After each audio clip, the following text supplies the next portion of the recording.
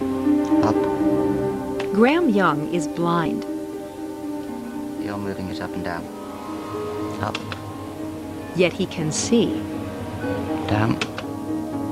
Derek Steen feels pain in an arm that no longer exists.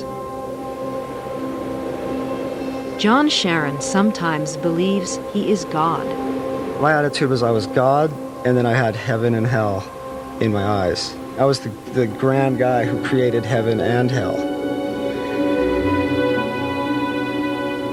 David Silvera is convinced his parents are imposters. It can look like my father. It can look identical to him, exactly like him, but it's not him. These people are not crazy. They have all suffered damage in tiny sections of their brains that has profoundly distorted the way they perceive themselves and the world around them. In the past, these bizarre cases would have been dismissed by science. But today, one neuroscientist tracks them down with the dogged persistence of a detective.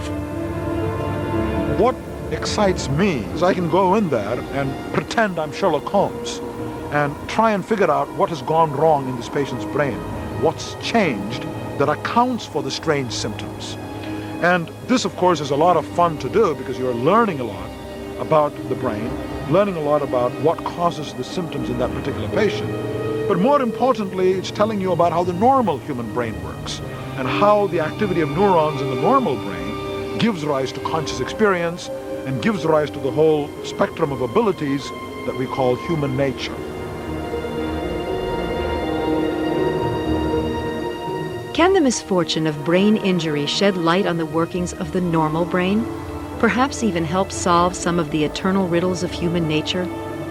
Understanding the human brain is one of the ultimate challenges in science.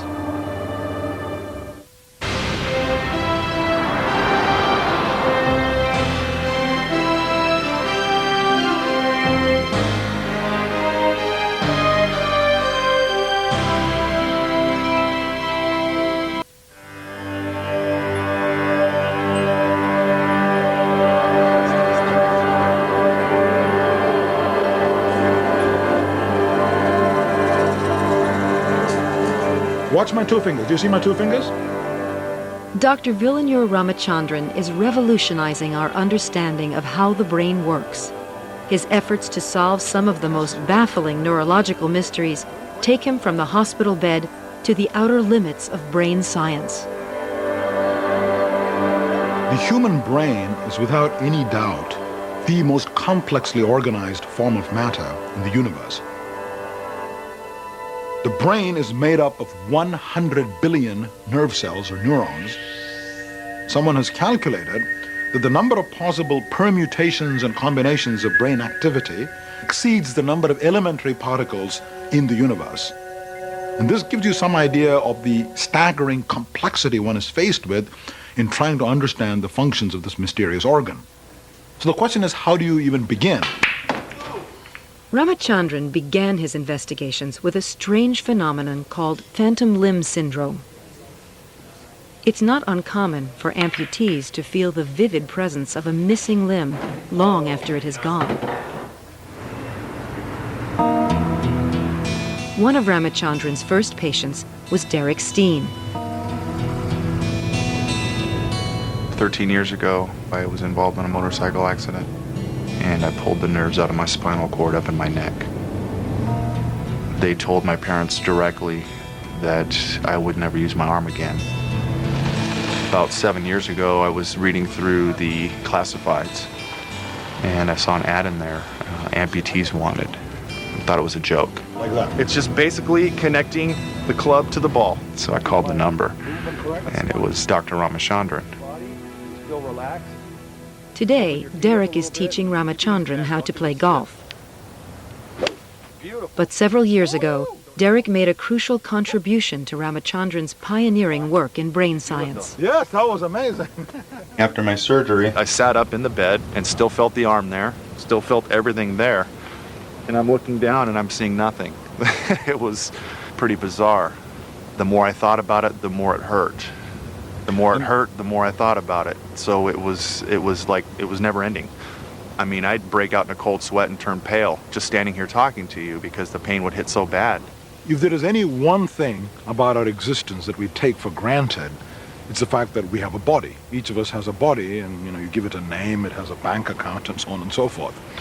But it turns out even your body is something that you construct in your mind, and this is what we call your body image. Now, of course, in my case, it's substantiated by the fact that there really is a body with bone and tissue. But the sense I have, the internal sense I have of the presence of a body and arms and all of that is, of course, constructed in my brain, and it's in my mind. And the most striking evidence for this comes from these patients who have had an amputation and continue to feel the presence of the missing hand.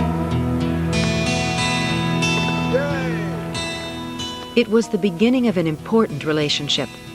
Important for Derek because not only would he finally understand his phantom pain, he would also get to the bottom of a mysterious sensation he felt while shaving. When I first started shaving after my surgery, I would feel my absent hand start to hurt and tingle whenever I shaved this left side of my face. Meeting Derek was important for Ramachandran because the explanation he came up with would rock the world of neuroscience. How about that? That's just my arm. The first thing Ramachandran did was to invite Derek to his lab for a simple test. Derek, I'm going to touch different parts of your body, and I just want you to tell me what you feel and where you experience the sensation, okay? Okay. Close your eyes. You could feel that on my forehead? Anything anywhere else? No. Okay. It's on my nose, Okay. my chest. Your chest. Okay. I can feel that on my cheek, and I can feel rubbing on the phantom left hand. On the phantom left hand, in addition to your cheek, I'm going to run the Q-tip across your jaw and see what happens.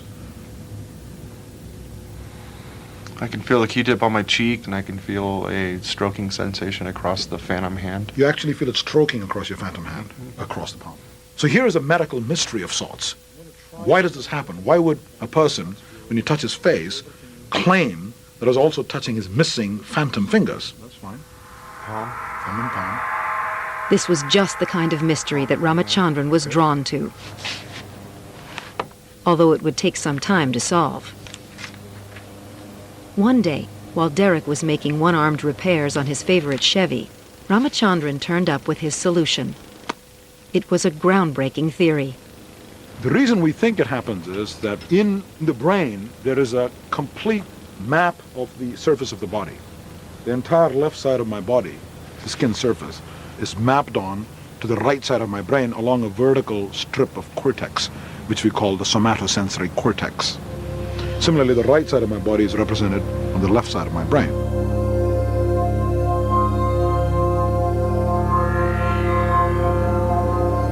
So every point on your body surface has a corresponding point on this body map. Now it turns out that the representation of the face on this map is right next to the representation of the hand. Now that's a bit surprising, as you'd expect the map to be continuous and faithfully represent the left side of my body. But it doesn't.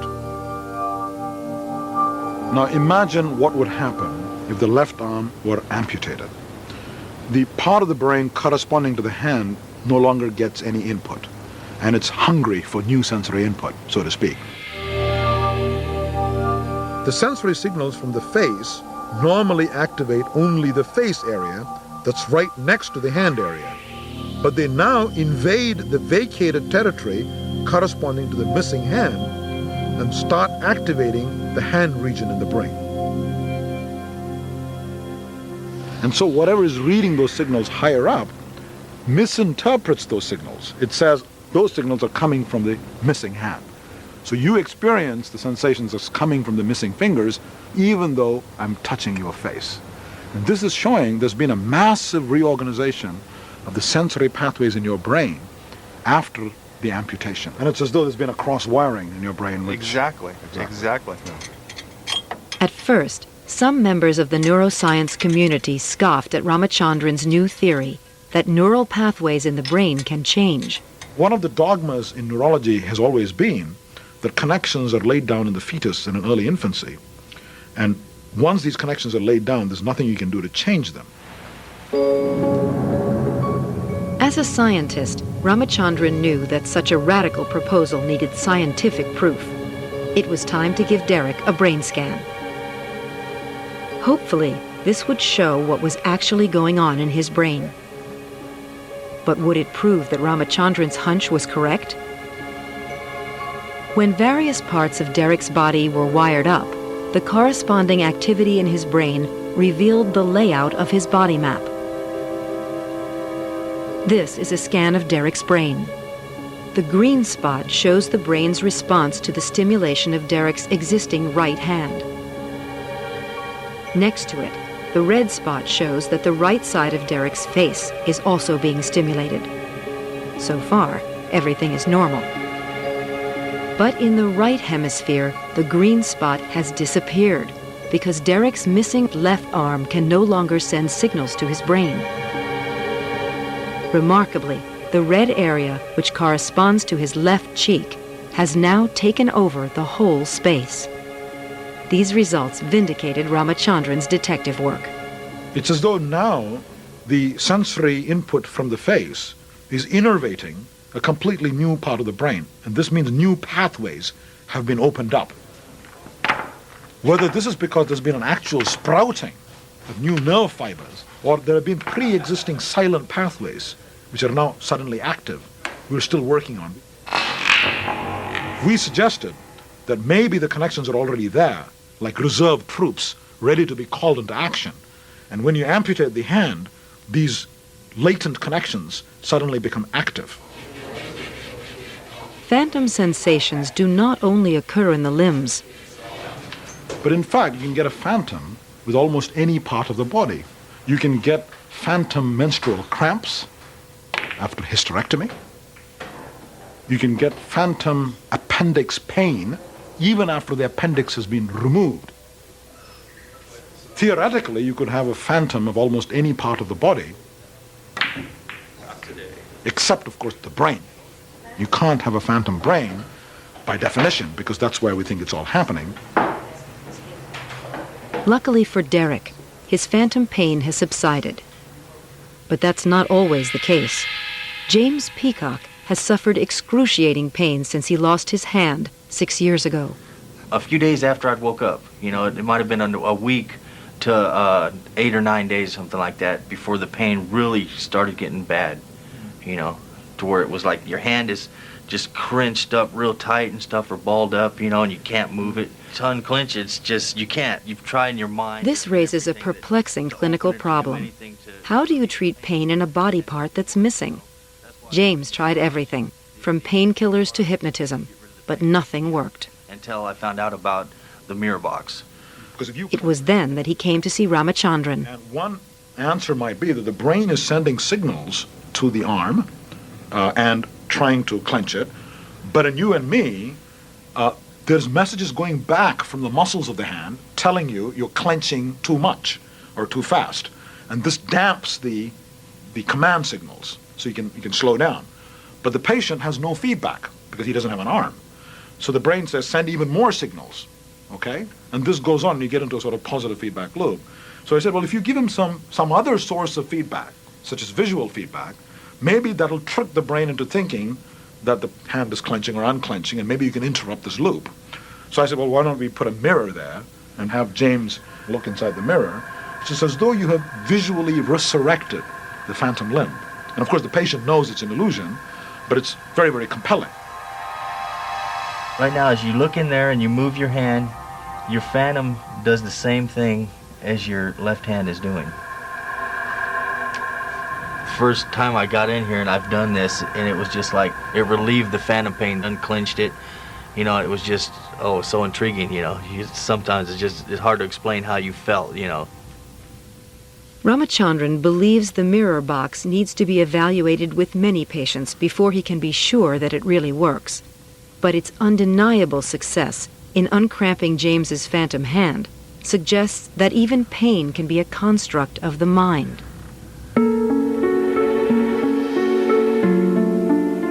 The phenomenon of phantom limbs reveals how our brains can delude us into being conscious of something that isn't there. But Ramachandran has come across an even stranger condition, a remarkable ability of the brain that allows you to see even though you are totally blind. This rare condition is called blind sight.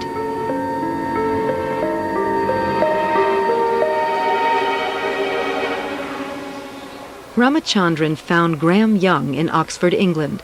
He is one of the world's few known blind sight patients. This paradoxical condition shows just how much our brains run our lives without our being aware of it. Well, when I was 8, when I had the accident, it was a road accident that caused the brain damage, I literally used to walk into lampposts. I ran into, these huge great pillars you get in stations. I ran into one of those one day. The main visual centers in humans occupy nearly half the brain, in a large region towards the back of the head. Graham's vision was devastated by the accident.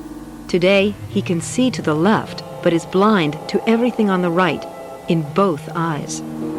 If you put an object in that part of the field and ask him what is it, he has no idea. He cannot perceive it consciously. And yet the remarkable thing is, if you move this object, he will tell you which direction it's moving, even though he cannot see the object. Down, up.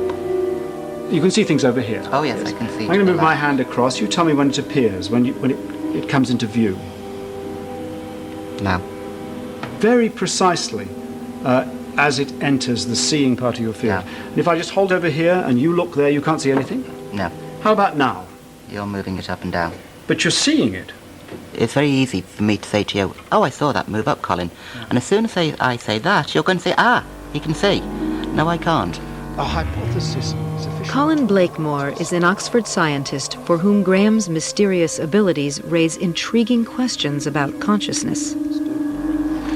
I mean, blind sight is extraordinary when you see it. It's shocking. I think it's shocking because it brings home the fact that we can actually manage our brains without consciousness to some extent. And that leads to the question, well then... Why not everything? Why not everything? And why do we need consciousness for certain things? What is the extra gloss that consciousness gives, if anything, to our actions? Right. I'm aware of individual functions of sight.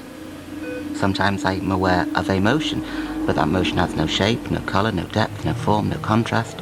Sometimes I can tell you what orientation it's at, but then we lose everything else. So what you lack is the ability to put it all together and to recognise an object, a thing, something with meaning. Mm. Well, blind sight is this term introduced by Larry Weisskranz to describe the ability of people like Graham to detect things, but not to be aware of them. So very, very different from what we would normally call vision. Right. If there's one thing that this phenomenon of blind sight teaches us, it is that vision is not entirely seeing, that there can be a disconnection from the capacity to respond to visual information and the actual act of being visually aware of something. Those two things can be separated and probably are in our everyday lives. But the problem is that obviously we're not aware of the things that we're not aware of. We just don't know the extent to which they play a part. It's almost as if the patient is using ESP. He can see and yet cannot see. So it's a paradox. It's almost like science fiction. How is this possible? Well, if you look at the anatomy, you can begin to explain this curious syndrome. It turns out from the eyeball to the higher centers in the brain where you interpret the visual image, there's not just one pathway, there are two separate pathways which subserve different aspects of vision.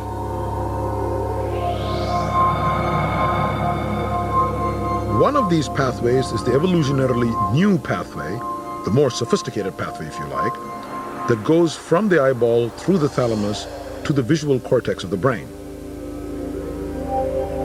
Now you need the visual cortex for consciously seeing something.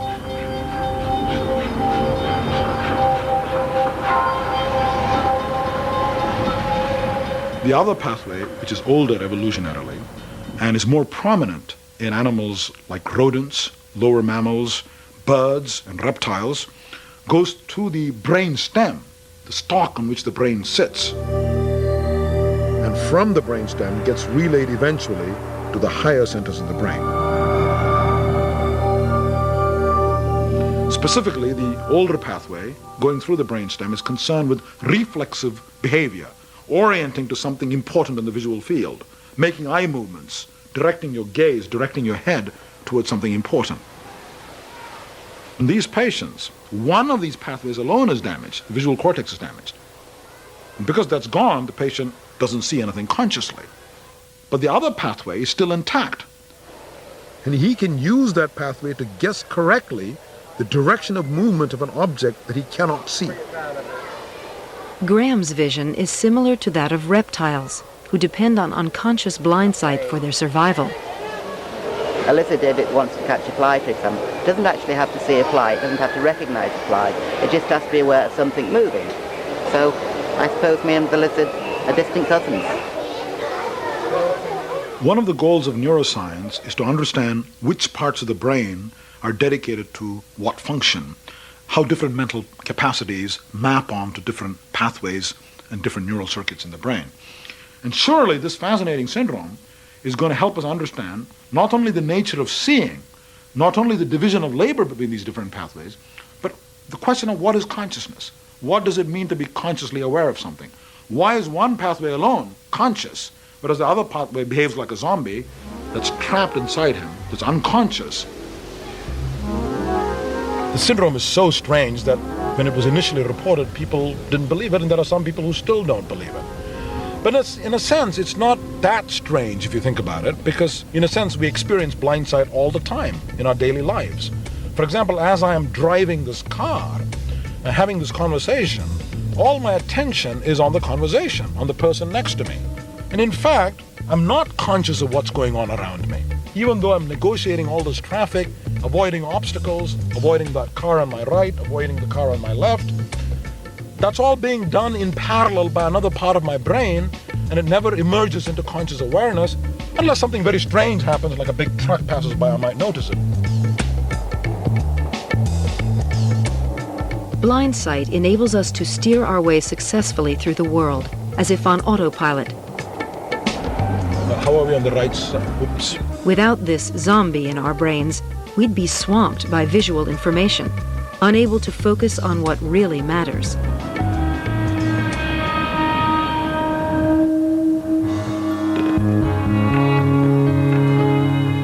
Unlike Graham, Peggy Palmer has normal vision. No, she's not bad. She should be able to copy this star easily. I'll never get this star. I'm hopeless at this. But something odd is happening. One whole side of the star is missing. Peggy has a condition called visual neglect. Although her eyesight is fine, half of her visual world no longer seems to matter. 10 years ago, Peggy suffered a stroke in the parietal lobes of her brain.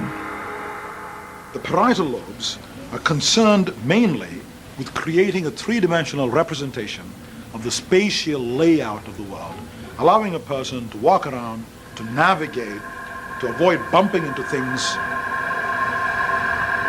When the right parietal is damaged, the patient is unable to deal with the left side of the world.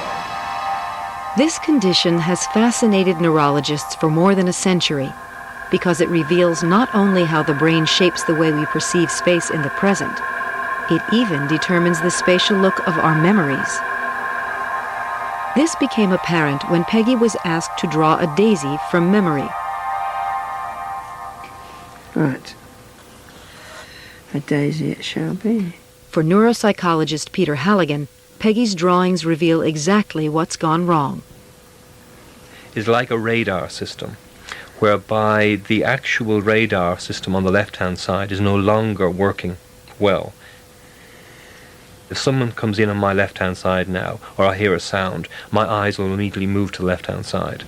That makes me, for evolutionary purposes, very aware of my environment. Because if I wasn't aware of those things, I'd have accidents. I'd get hurt, or I might get eaten by wild animals and whatever. Now, in Peggy's case, she will not attend to those things that we would normally be aware of. Peggy thinks she's drawn her daisies right, until it's pointed out to her. You've noticed that, have you? Oh dear. So what Peggy's drawn for us is several nice daisies with the left side missing. Same with this one, and this one. And look at this one, this is a very good example. I've done it on all of them. Which means that she's not only neglecting events in the world, but when she conjures up a mental image, she's ignoring the left side of that mental image. Well, I thought I was going all the way round, you see. And this shows you that this is not simply a sensory problem, but a problem of consciousness. I don't know. It's because I was so concentrating on that side. It takes everything away, you see. It's this attention, really. It's taken away. There must be two attentions somewhere in your body. That one side's taking the other one away. I can't make it out at all. Very odd.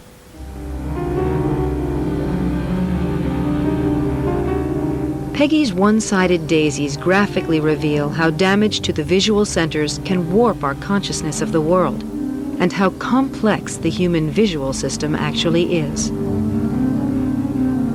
When I was a medical student, I was taught there's an area in the back of the brain called visual cortex, and that's where seeing takes place. But since then we have learned, in fact, there's not just one, there are 30 areas in the brain concerned just with seeing. For Ramachandran, a walk through this Southern California mall shows exactly what these visual areas have evolved for. And maybe these different areas are specialized for different aspects of vision. One area for seeing colors, another area for seeing movement, for form and shape, relative distance and depth. Now, despite this staggering complexity of all these different areas, there seems to be a simple overall pattern of organization. In fact, the visual input as it comes in seems to divide into two parallel streams of processing. There is one pathway which we call the how pathway, to which some of these areas belong, and that how pathway seems to be concerned mainly with navigation, with being able to walk around, avoid bumping into obstacles, avoiding uneven terrain, reaching out and grabbing something. The how pathway leads from the main visual areas to the parietal lobes at the top of the brain, where Peggy suffered her stroke. The other pathway, the what pathway, leads from the main visual areas to the temporal lobes, located just behind our temples. The what pathway is concerned with recognizing the object. What am I looking at? What does it mean for me? Is this an edible object? Is it a flower? Is it a person's face? What is it that I'm looking at, and what does it mean for me? That's what the what pathway is concerned with, and it's that pathway that seems to be damaged in David.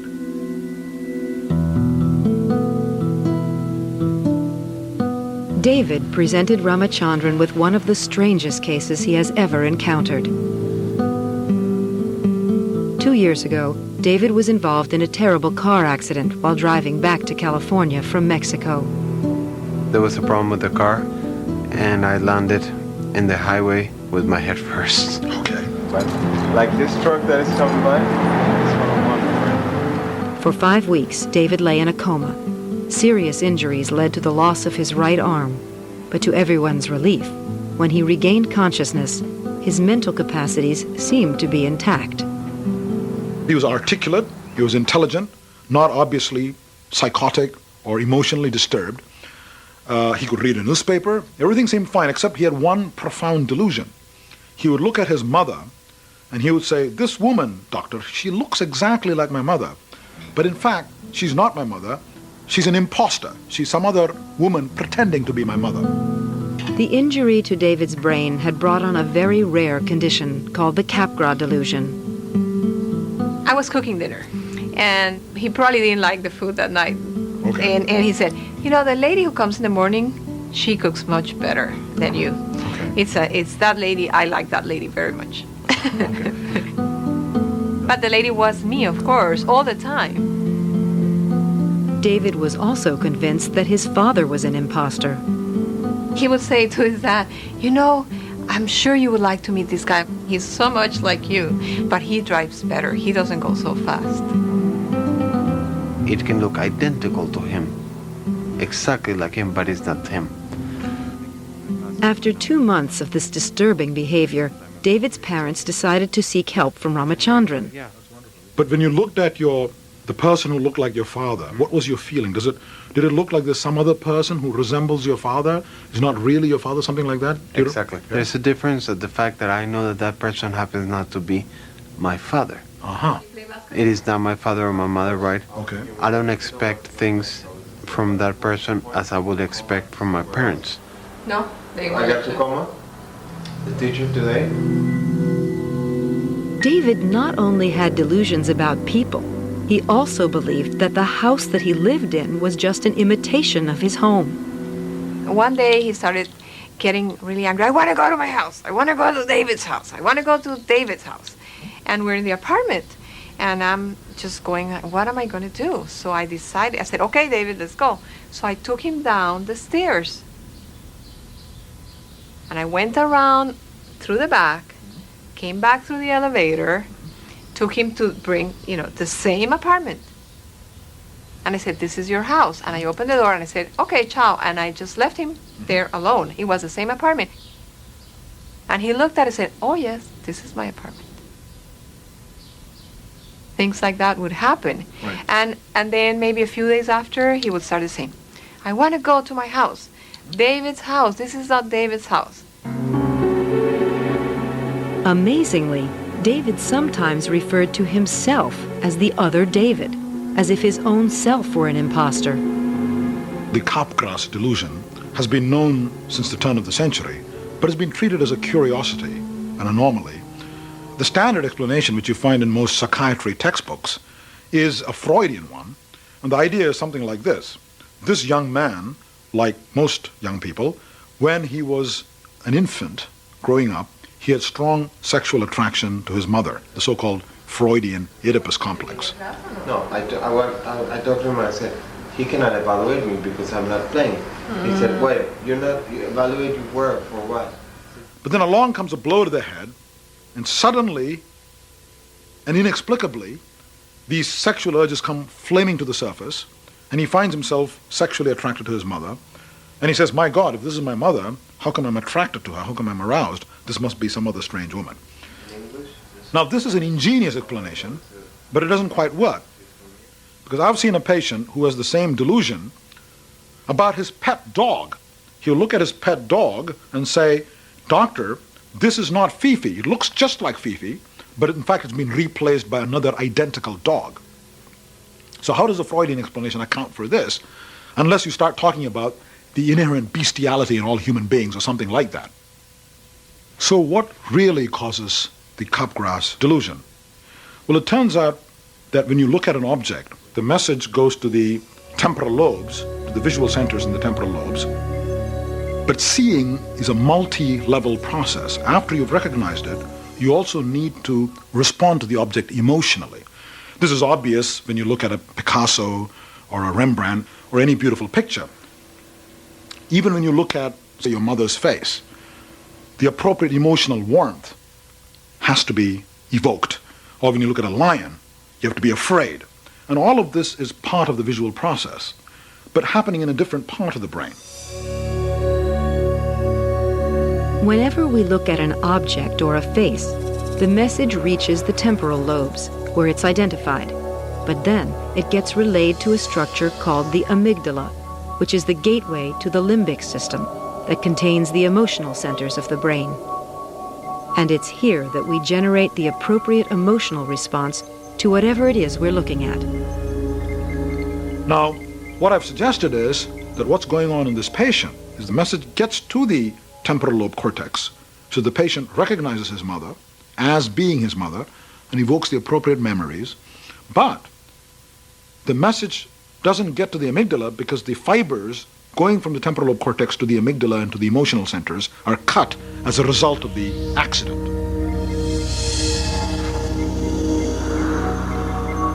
Therefore, there is no emotion, there is no warmth. And he says, if this is really my mother, why is it I'm not experiencing any emotions? There's something not quite right here. Maybe she's some other strange woman pretending to be my mother. Ramachandran's hunch that David's delusions were being caused by the rupture of specific brain circuits was lent unexpected weight when David's mother recalled a breakthrough with the phone. David, ¿cómo estás? Tu papi. We got so tired of him saying, you're not my dad, you're not my mother, you're my mother. We decided, okay, you go downstairs, call on the phone and said, David, hi. And on the phone he would know he was his dad. On the phone he never ever Had this problem. So on the phone, he'd always recognize on the phone as his father. As his father, no problem. When he saw him in person, he would say, you look like my father, but you're not really my father. No. This shows the patient is not crazy. Why would he be crazy in person, but not on the phone?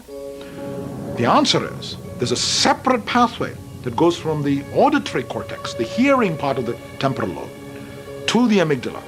And that pathway was not damaged in David by the car accident. Therefore, when he listens to his father on the phone, there is no delusion. Yeah, great.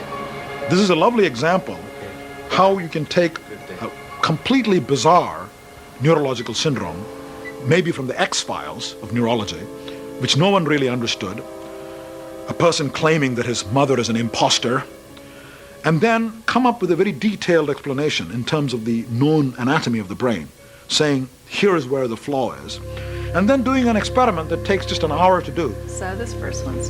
And showing that this is what's gone wrong in this patient. Okay, are you comfortable? To test his theory about the Capgras delusion, Ramachandran arranges to measure David's galvanic skin response, which is the basis of the lie detector test. If David's brain were normal, he would react emotionally to this picture of his father. This in turn would stimulate an almost indiscernible increase of sweat on his skin and a heightening of electrical resistance that can be measured. The prediction is that when people with normal brains look at photographs of people they don't know, they will not respond emotionally. So there will be no change in skin resistance. But a familiar face will prompt an emotional response, and invariably there is a change. Now the question is, what happens with David? If Ramachandran's theory is correct, pictures of his parents will not evoke an emotional response, so the line should remain flat.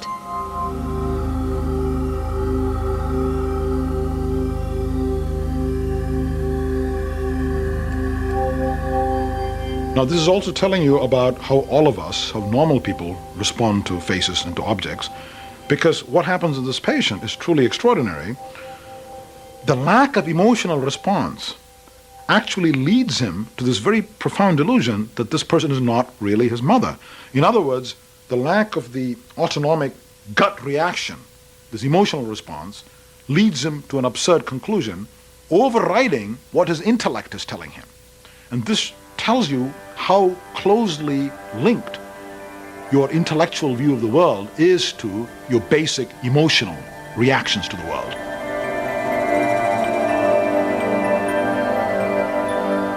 Luckily for Capgras patients, the condition seems to heal itself.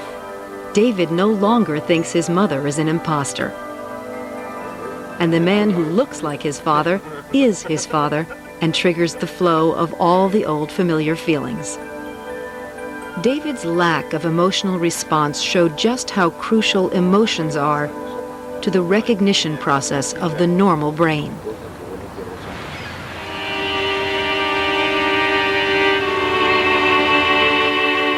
But what would happen if the emotions were to run out of control? What effect might an excess of emotion have on the way we interpret the world? John Sharon has temporal lobe epilepsy. The seizures involve my person and my soul and my spirit, all of it. When I get one of those feelings, my whole body just tingles and just, I'm like, that's that. John's epileptic seizures are essentially an electrical storm in his temporal lobes. When a group of neurons starts firing at random, out of sync with the rest of his brain. Recently, John experienced one of his worst episodes to date. He'd gone out to the desert with a girlfriend, and they'd both got very drunk, with disastrous results. John was suddenly hit by a volley of seizures. Each one lasted about 5 minutes and involved violent convulsions that left him unconscious. Eventually, John managed to get a call through to his father, who drove out to the desert to bring him home. On the way home, him and I just got into some philosophical, questions about everything, and I just would not shut up. Once on the way home, I was going and going. It was like I was wired. It's basically an earthquake within the body. And like any earthquake, there are aftershocks. And like any earthquake that does damage, things have to be rebuilt. Things have to subside. Mainly what I deal with is the aftermath, particularly with this last episode. It was very much like stepping into a Salvador Dali painting. Okay, instantly everything was surreal. And that's, in essence, what his seizures are all about, the aftermath. Where it puts his brain, where it puts his memory, where it puts his mind, his thinking ability, everything else. When John's seizures came to an end, he was exhausted, but he felt omnipotent. I went running down the street screaming that I was God. And then this guy came out, and I was just like pelvic thrust at him and his wife, and I was like, "You want to effing bet I ain't God?" And I said, literally, "You asshole, get back in here. What do you think you're doing? You're disturbing the neighbors, you're going to call the cops. What is this all about?" I kind of just looked at him cool and calm and apologized to him, and I'm like, "Nah, no one's going to call the police." I didn't say this last part, but I'm thinking to myself, no one's going to call the police on God.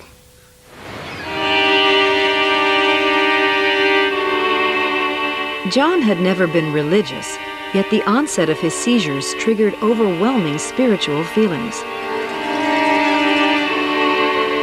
It has been known for a long time that some patients with seizures originating in the temporal lobes have intense religious auras, intense experience of God visiting them. Sometimes it's a personal God, sometimes it's a more diffuse feeling of being one with the cosmos.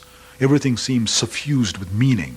The patient will say, "Finally, I see what it's all really about, doctor. I really understand God. I understand my place in the universe, in the cosmic scheme. Why does this happen? And why does it happen so often in patients with temporal lobe seizures?"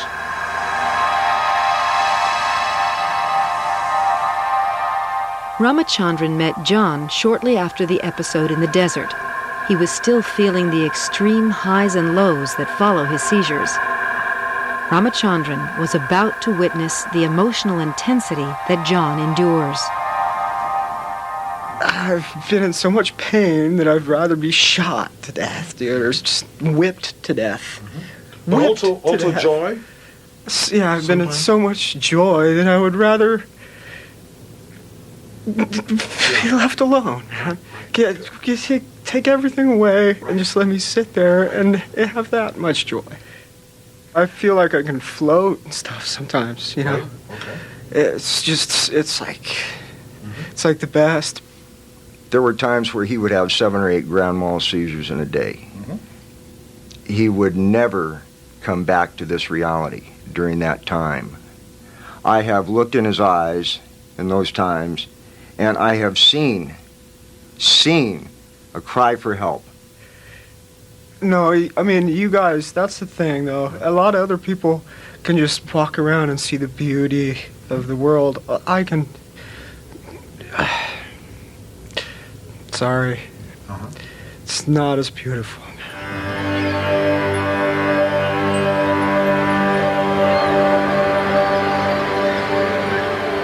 He has a seizure, he'll want to talk philosophy.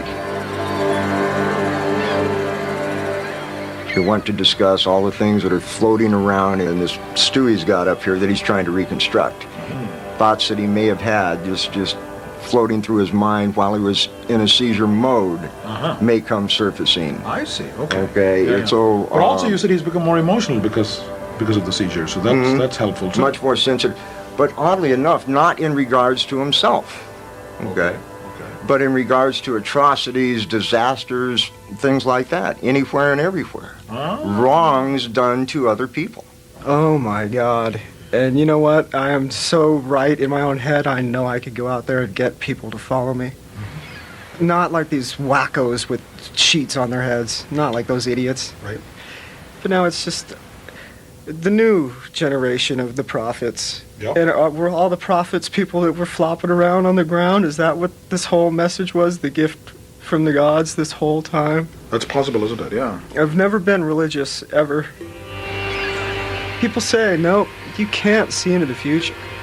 That's what that gift is, but you gotta pay for it by getting slammed around. Now, why do these patients have intense religious experiences when they have these seizures? And why do they become preoccupied with theological and religious matters even in between seizures? One possibility is that the seizure activity in the temporal lobe somehow creates all kinds of odd, strange emotions in the person's mind, in the person's brain, and this welling up of bizarre emotions may be interpreted by the patient as visits from another world, or as God is visiting me. Maybe that's the only way he can make sense of this welter of strange emotions going on in his brain. Another possibility is that this has something to do with the way in which the temporal lobes are wired up to deal with the world emotionally. As we walk around and interact with the world, you need some way of determining what's important, what's emotionally salient, and what's relevant to you versus something trivial and unimportant.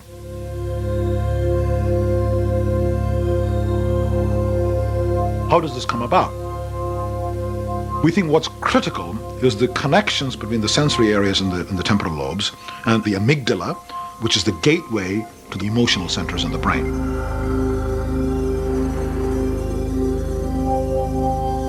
The strength of these connections is what determines how emotionally salient something is. And therefore you could speak of a sort of emotional salience landscape with hills and valleys corresponding to what's important and what's not important.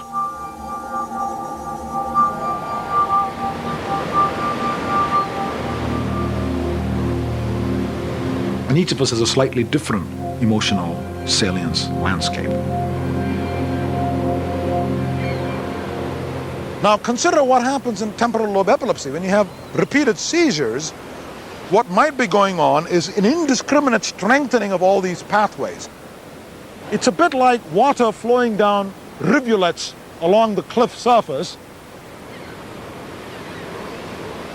When it rains repeatedly, there's an increasing tendency for the water to make furrows along one pathway, and this progressive deepening of the furrows artificially raises the emotional significance of some categories of inputs. So instead of just finding lions and tigers and mothers emotionally salient, he finds everything deeply salient. For example, a grain of sand, a piece of driftwood, seaweed. All of this becomes imbued with deep significance.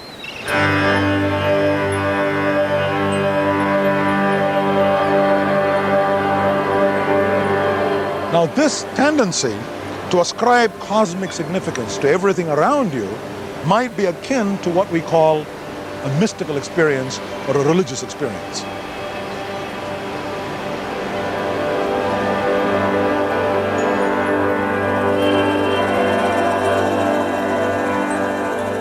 For Ramachandran, John's story is the basis of one of his most intriguing and controversial theories. Could there be a specialized area of the brain that drives human beings to seek religion?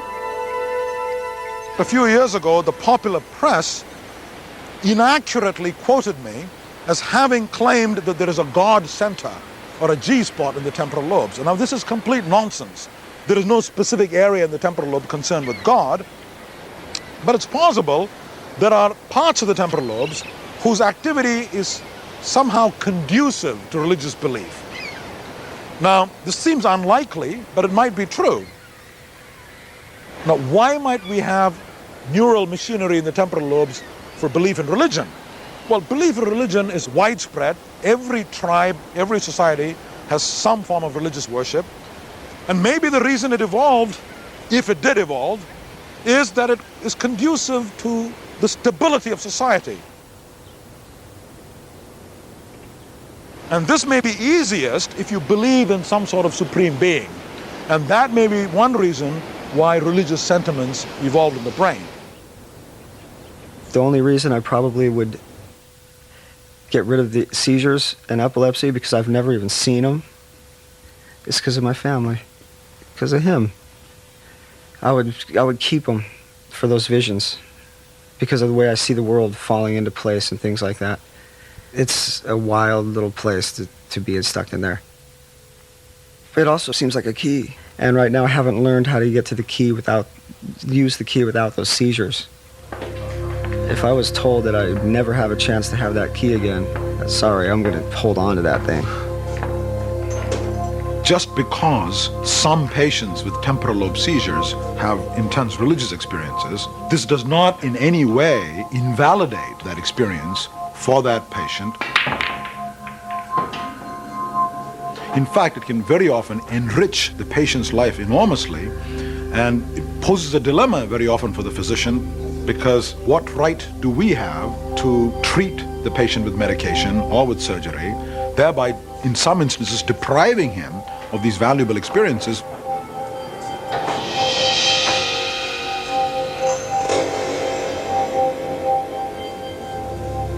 To me, the exciting thing is that subjects like God and religion can now be actually addressed by us scientists.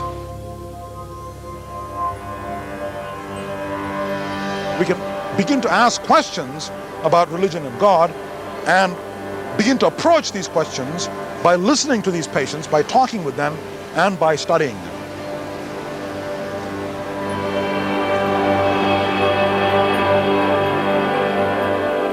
It's a tragic irony that today's breakthroughs in our understanding of the human brain are made possible by the misfortune of brain injury.